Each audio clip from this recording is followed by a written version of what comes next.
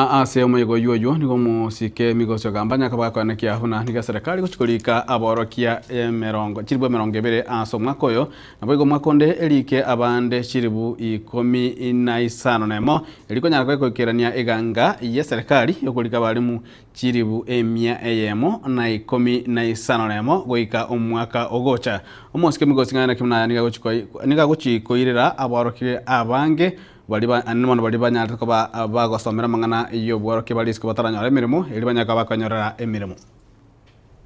Say it was not that there is a reduction. He was saying that we have not been able to reach that targets, but we are working daily. In Nyamira we did Nyansiongo boys, Kebirigo boys, and Kibabe girls.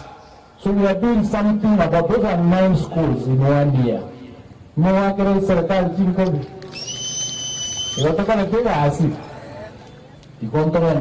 kora that work to ensure that we are above board. Now on the issue of teachers under TSC, the government has employed 76,000 teachers in the last 2 years.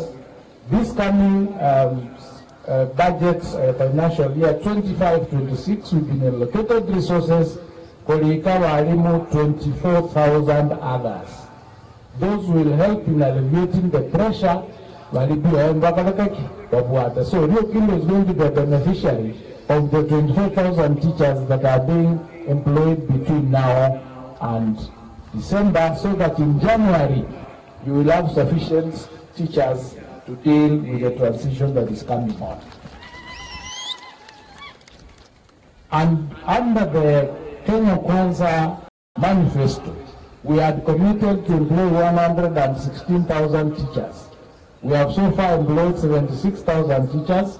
When we employ 24 by end of this year, we'll be having 100,000. Next year we'll employ the balance of 16,000. So that including for so many years, they are now lined up to be employed.